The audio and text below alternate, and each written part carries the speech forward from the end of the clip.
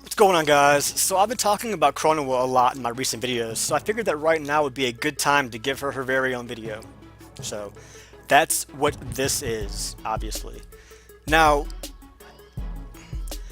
alright, so Chronoa. As the Supreme Kai of Time, Chronoa is the deity that watches over the flow of time in Universe 7. While we do not know exactly how old she is, we do know that she's at least 75 million years old, meaning that she was alive when Beerus sealed the Elder Kai in the Z-Sword. We know from the Elder Kai that he is 1,000 years older than she is, making her the second oldest Kai in the universe. I guess it's worth pointing out, though, that calling her a her is not very accurate because, like the Namekians, the Shinjin do not have genders. Some just appear feminine and some appear masculine. There's no difference, though, besides their appearance. Now, despite being told by the Elder Kai that he was about 1,000 years older than she is, we also know that she's at least 75 million years old because her fight with Demigra, Poutine, and Gravy happened 75 million years ago. Now, at the time, she was just one of the lower Kai, like King Kai, and Demigra was just a wizard of the heavenly realm. Both of them were responsible for raising TokiToki. Now, despite the fact that Demigra was a Shinjin, not all Shinjin get to become Kai. However, if he wanted to be a god, he couldn't be one. But he did want to be one really bad. Kind of pissed him off that he couldn't become one. So he began gathering energy so that he could become a god. He wanted to become the god of time. He wanted to become the Supreme Kai of Time. And he began acting weird, and Chronoa notices that he was being strange, and she became suspicious. And when she went to see what he was doing for herself, she was confronted by Demigra and two other very powerful wizards, Poutine and Gravy. They fought, but Chronoa is an immensely powerful Kai, stronger than the three wizards combined, and after defeating them, she banished them to the realm at the bottom of the universe, which would later become the Demon Realm. After the fight with Demigra, though, she continued to raise TokiToki, and eventually, she was given the position of Supreme Kai of Time. Now, sometime later, Demigra reappears as a demon god, because after he had been banished, he continued to gather energy, and he finally gathered enough to make the transformation. And he figured that he was going to be strong enough now to take out Chronoa and to take over the Time Nest to become the Supreme Kai of Time. So he attacks again, and once again he is defeated by Chronoa, and this time around, though, she banishes him and seals him into a dimension known as the Crack of Time, where he remains for something like 75 million years. Now, within the Time Nest, there's a place called the Time Vault, and this is where all the scrolls that contain information of everything that's ever happened and ever will happen. And part of her job was to keep an eye on these scrolls to watch out for distortions. And for millions and millions of years, nothing really happened until one day she noticed that there were some distortions. Come to find out, these distortions were being caused by future Trunks when he was using the time machine back during the Android and the Cell sagas. Now, after figuring out who was doing it, she confronted him and told him that it was a sin and that having a time machine was a crime, and that in order to atone for his sins, he had to work for her. This was a lie. At the time, time travel was not a sin, and owning a time machine was not a crime.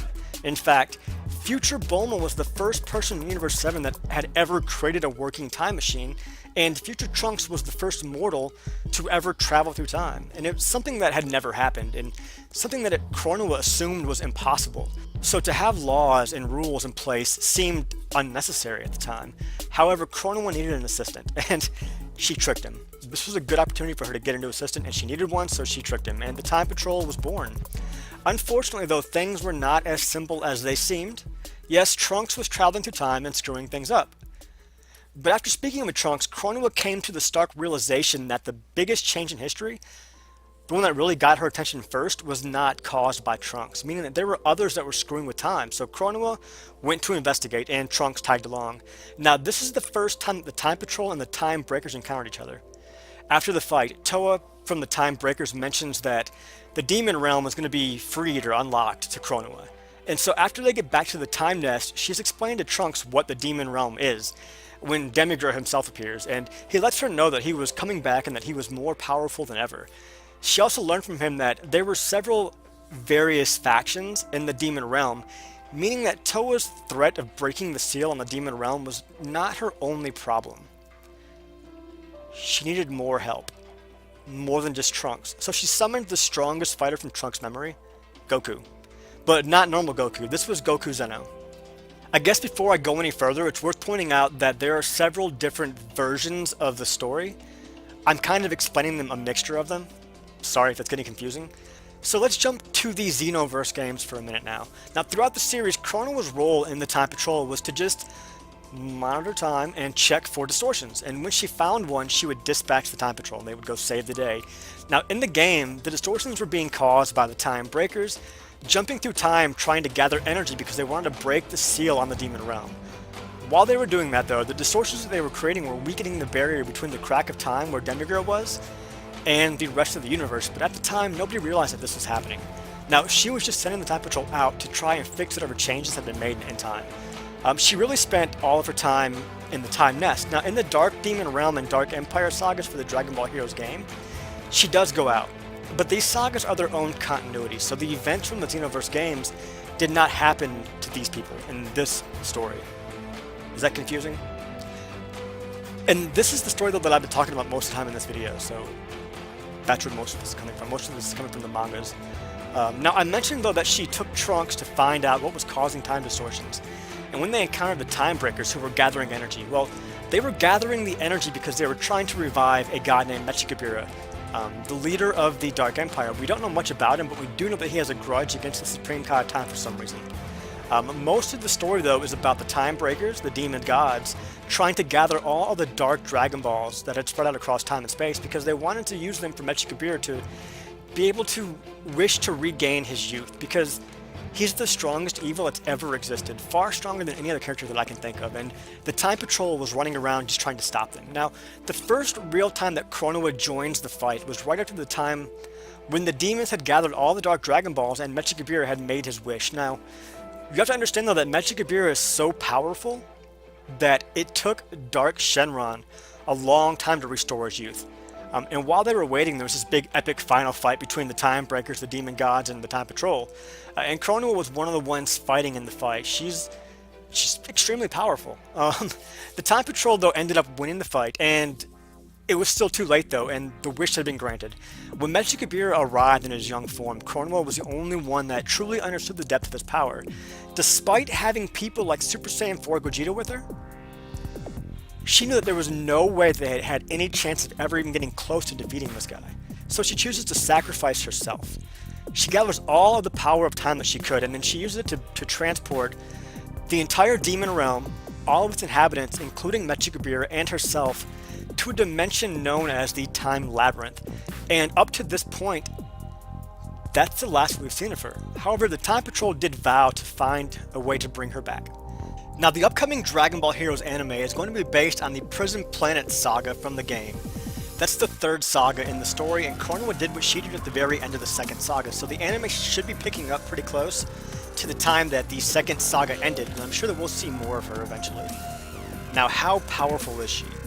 So I'm probably going to repeat myself a couple of times right now. I'm going to kind of explain some of her feats really quick, and then I'm going to go over her actual abilities, so I might repeat myself, but we know that 75 million years ago, she was powerful enough to take on Demigra before he was a demon god and two other very powerful wizards, defeat them, and then banish them to a different realm. Now, during Demigra's attack on the Nest the second time, he had just become a demon god, and she was still powerful enough to defeat him and seal him away in the crack of time for like 75 million years. It's worth noting though that at this time, he was nowhere close to being as powerful as he was in the Xenoverse games. He pulled a Frieza, he gained a new form, and immediately thought that was going to make him invincible, so he went and tried to do what he was going to do and then got humiliated, just like Frieza did when he turned Golem. Now, as a Shinjin though, she can use both normal and godly ki, and like all Supreme Kai, she's at least several times more powerful than pre-resurrection Frieza was. Now, as Supreme Kai of Time though, she has the power to erase entire timelines. She can breathe life into inanimate objects, and her time manipulation powers are enough to freeze time.